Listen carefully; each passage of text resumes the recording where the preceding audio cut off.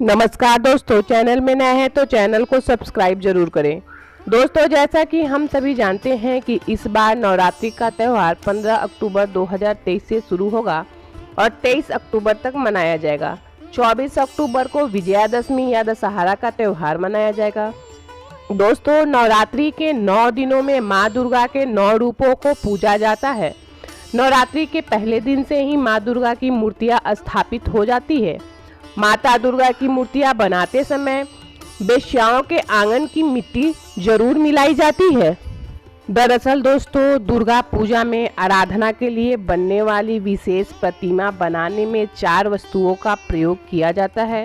पहली, गंगा तट की मिट्टी, गोमूत्र, गोबर और वैश्यालय की मिट्टी या किसी ऐसे स्थान की मिट्टी जहां जाना निषेध हो। दोस्तों, दुर्गा पूजा में मां की अर्चना के लिए विशेष तौर पर वैश्यालय की मिट्टी की मूर्ति बनाकर उसकी पूजा की जाती है। यह मूर्ति उतनी ही पवित्र मानी जाती है जितनी पवित्र मां दुर्गा स्वयं है। लेकिन क्या आप जानते हैं कि ऐसा क्यों किया जाता है? पूरी दुनिया में वेश्याओं को नीचा समझा जाता है, तो मां की प्रतिमा के निर्माण में अपवित्र स्थान की मिट्टी का प्रयोग क्यों किया जाता है?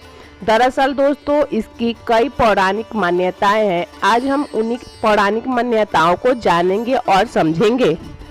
दोस्तों, प्रथम पौराणिक मान्यता के अनुसार एक बार कुछ वेश्याएं गंगा स्नान के लिए जा रही थीं।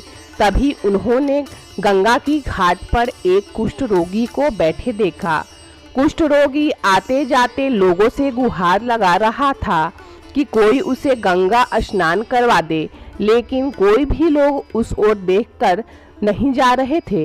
यह सब देखकर वेश्याओं को उस पर दया आ गई और उन्होंने उस कुष्ठ रोगी को गंगा स्नान करवा दिया। वह कुष्ठ रोगी कोई और नहीं बल्कि स्वयं भगवान शिव थे। अपने असली रूप में आकर उन्होंने वेश्याओं से वरदान मांगने को कहा। तब वेश्याओं ने कहा कि हमारे आंगन की मिट्टी के बिना दुर्गा मूर्तियों का निर्माण न हो सके, और शिवजी ने उन्हें यह वरदान दे दिया। दोस्तों, तभी से यह पौराणिक परंपरा चली आ रही है। दोस्तों, दूसरी पौराणिक मान्यता के अनुसार किसी वेश्या ने तिरस्कार से दुखी होकर, जो कि माता की बहुत बड़ी ही भक्त थी और वेश्या के कारण उसे समाज में कभी भी इज्जत की दृष्टि से नहीं देखा जाता था, इससे वह बहुत ही दुखी हुई और उसने माता से जाकर इसकी शिकायत की। माता ने प्रसन्न होकर उसे इस पीड़ा से बाहर निकाला और उसे वरदान देते हुए कहा कि उनकी मूर्ति जब तक किसी वेश्या के आंगन की मिट्टी से नहीं बनाई जाएगी, उनकी पूजा अधूरी मानी जाएगी। दोस्तों, तभी से इस परंपरा की शुरुआत हुई और एक समरसता का माहौल। दोस्तों, इसके कई मनोवैज्ञानिक कारण भी है। पहली मनोवैज्ञानिक कारण यह बताती है कि जब कोई व्यक्ति वैश्यालय में जाता है तो वह अपनी पवित्रता द्वार पर ही छोड़ जाता है। भीतर प्रवेश करने से पूर्व उसके अच्छे कर्म और शुद्धियाँ बाहर रह जाती हैं। इसका अर्थ यह हुआ कि वैश्यालय के आंगन की मिट्टी सबसे इसलिए उसका प्रयोग दुर्गा मूर्ति को बनाने के लिए किया जाता है। दोस्तों, दूसरी मनोवैज्ञानिक मान्यता के अनुसार वेश्याओं ने अपने लिए जो जिंदगी चुनी है वो उनका सबसे बड़ा अपराध है। वेश्याओं को इन बुरे कर्मों से मुक्ति दिलवाने के लिए उनके घर की मिट्टी का उपयोग होता है। मंत्र जाप के जरिए उनके कर्मों को शुद्ध करने का प्रयास किया जाता है। दोस्तों, तीसरी मनोवैज्ञानिक कारण यह है कि वेश्याओं को सामाजिक रूप से काट दिया जाता है, लेकिन इस त्योहार के सबसे मुख्य काम में उन्हें मुख्य धारा में शामिल करने का एक प्रमुख जरिया है। बंगाली कलाकारों के मुताबिक यह परंपरा बेहद पुरानी है और आज तक इस परंपरा का पालन करना आवश्यक माना जाता है। मूर्तियों के लिए वेश्याओं के आंगन से मिट्टी लाने जो कोई भी जाता है उसका मन साफ और सच्चा होना चाहिए। ये मिट्टी वेश्याओं की अनुमति के बिना नहीं लाई जाती है। वेश्याओं के आंगन की मिट्टी के बिना मूर्ति अधूरी मानी जाती है। दोस्तों, ऐसी मान्यता है कि मंदिर का पुजारी या मूर्तिकार वेश्यालय के बाहर जाकर वेश्याओं से उनके आंगन की मिट्टी भीख में मांगता है। मिट्टी के बिना मूर्ति निर्माण अधूरा है, इसलिए मूर्तिकार जब तक मिट्टी को भीख स्वरूप मांगता है तब तक कि उसे मिट्टी मिल न जाए।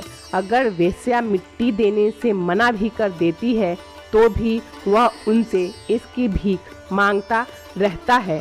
प्राचीन काल में इस प्रथा का हिस्सा केवल मंदिर का पुजारी ही होता था, लेकिन जैसे जैसे समय बदला पुजारी के अलावा मूर्तिकार भी वेश्यालय से मिट्टी लाने लगे और ये प्रथा अभी तक जारी है।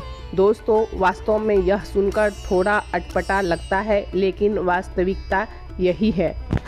दरअसल दोस्तों, माता दुर्गा की स्थापना से पहले मां की मूर्ति को तैयार किया जाता है।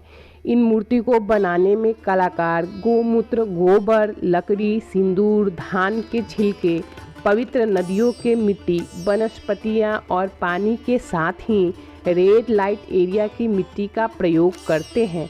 खासकर मूर्ति का चेहरा बनाने के लिए जो मिट्टी उपयोग होती है उसमें सोनागाछी, जो कि कोलकाता में है, की मिट्टी का उपयोग किया जाता है। इसके अलावा प्राकृतिक रंगों से मूर्ति को रंगने के बाद श्रृंगार के लिए वस्त्र सजाकर एवं अन्य सामग्री का उपयोग किया जाता है। साथ ही मूर्ति में अस्त्र शस्त्र एवं अन्य श्रृंगार सामग्री का उपयोग किया जाता है। दोस्तों, इस प्रकार जब तक वेश्यालय के आंगन की मिट्टी को मूर्ति के सृजन के लिए इस्तेमाल नहीं किया जाए तब तक वह मूर्ति अधूरी ही रहती है। इसलिए हर वर्ष दुर्गा पूजा के दौरान सोनागाछी से उठाई गई मिट्टी का उपयोग दुर्गा की मूर्ति बनाने के लिए किया जाता है। दोस्तों, आज की ये वीडियो अगर आपको अच्छी लगी हो तो कृपया कर इस चैनल को लाइक, शेयर और सब्सक्राइब जरूर करें। मिलते हैं अगले वीडियो में, तब तक के लिए धन्यवाद। माता रानी की कृपा हम सभी भक्तों पर यूं ही हमेशा हमेशा के लिए बना रहे।